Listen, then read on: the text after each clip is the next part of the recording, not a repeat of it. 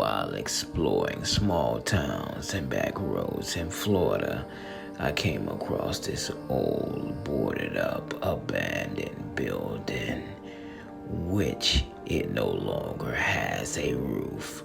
I also walked over here and I checked out the old bathroom. It was all torn up. That looks very nasty. Now as I go around the building, it looks like nature's trying to take back what belongs to it. And this building still sits here abandoned and decaying.